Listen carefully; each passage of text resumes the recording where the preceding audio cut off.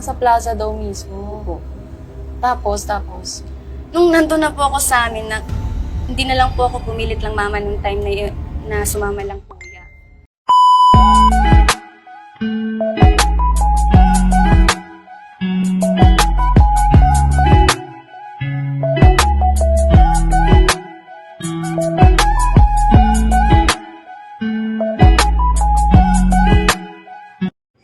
Hi mga my loves! For today's video is ipapakita ko nga pala sa inyo or ibabalik ko sa inyo yung pagtitaping ko sa Kwento ng Dilim sa Pi Channel sa ABS-CBN po mga my loves. So nagbabay muna ako dyan sa cameraman ko mga my loves kasi nandyan na po yung sasakyan ng ABS-CBN po. To be honest mga my love is na-late po ako. Nauna pa yung sasakyan ng ABS-CBN kasi po mga my loves ang aga po, 6 AM ata yun or 5 AM. Basta mga my loves, ganun po.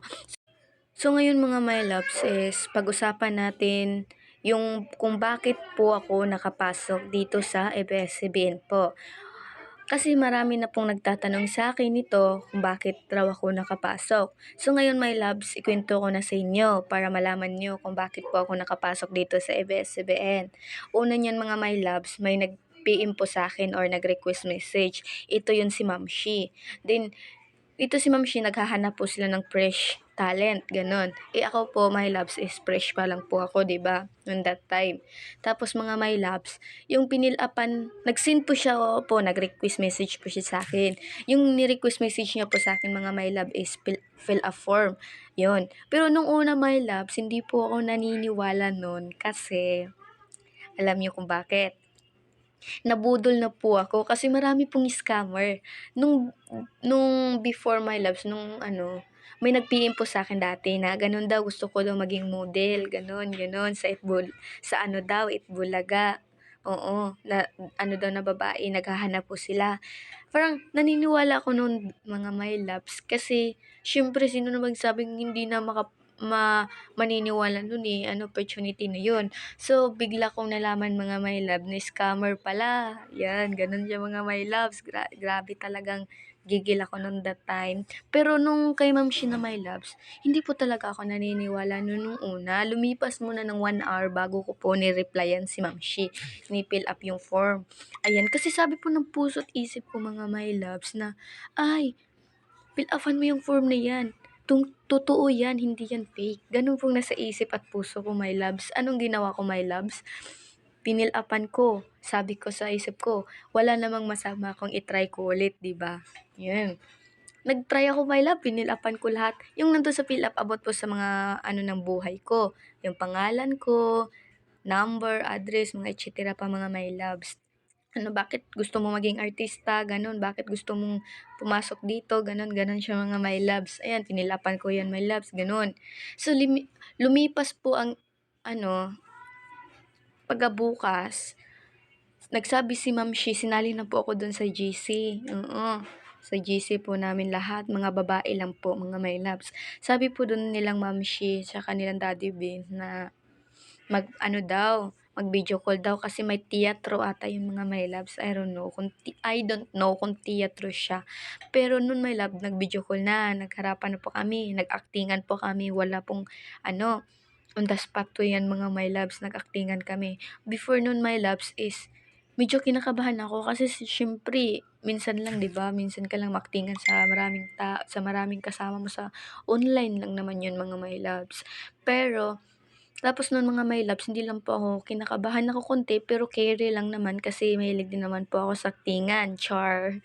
Ayan mga my loves, pagkatapos namin mag-ano nun, pagkabukas na naman mga my loves, naghanap pala si director po ng Kwento ng Dilim mga my loves.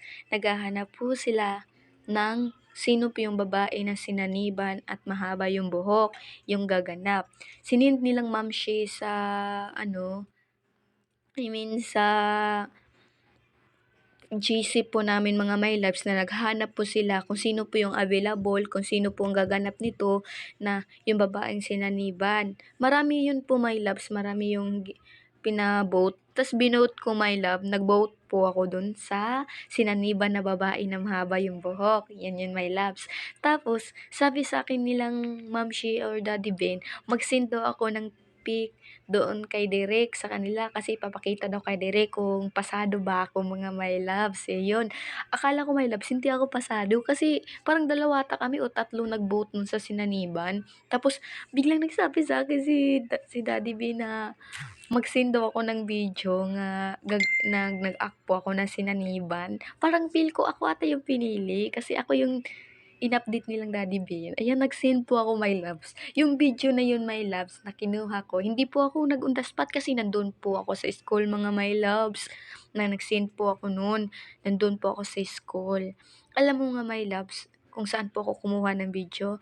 Dun po sa video ko po sa YouTube, YouTube po, mga my loves, na nagaganap po aking nagdodroga, parang walang-wala na po sa sarili, yung video na yun, mga my loves, yung palabas namin. Tapos, ayun po, kinuha ko, my loves, tapos inedit ko na lang, tapos sinin ko dun, lang Ma'am Shi. Ayun, sabi daw nilang Daddy Ben, pasado daw, kaya, nung sabi nung Friday daw yung tipping. Alam mo yung, my loves, yung, alam mong mag-tipping ka na, tapos nandun ka pa sa school, kasi mag-demo ka. Oo, my love, nursing student po ako, tapos, nag-demo ka dun sa school, kaya, yung deadline po ng call time po namin dun papuntang studio ng ABS-CBN, mga my loves, is mga 3 o 2. Tapos yung demo ko, mga my love, mga ano natapos, my love, buti na lang natapos yung demo ko mga 1 PM ng mga my loves. And then, punta na po ako, bilis po ako papunta dun sa ABS-CBN, my loves. Parang hindi ko pa din alam, my loves, kung saan po yung lugar ng ABS-CBN. Nagtanong lang po ako, my love. Tapos nagtanong ako kay Ma'am Vanessa kung saan po sasakay, ganon. Tapos nag-google ako nun, mga my loves, para lang makapunta ako, my loves. Kasi opportunity na yan, di ba?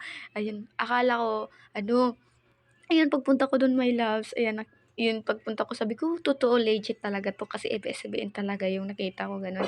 Sabi niya, sabi pa ng guard doon, mga my loves, ikaw po ba si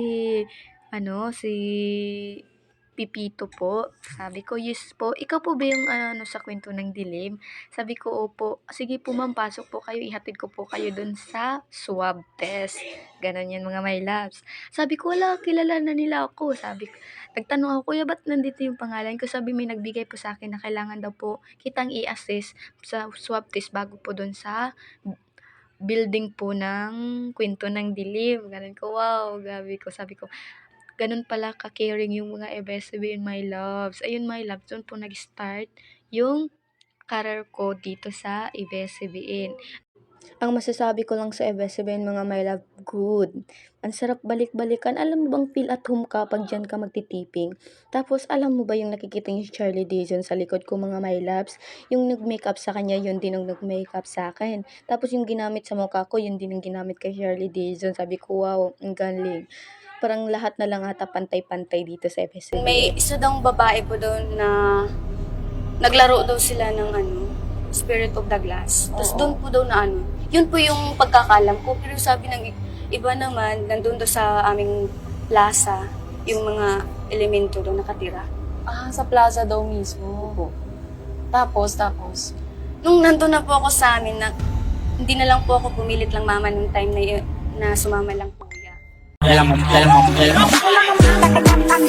Tagalog, hindi ko mabuelita.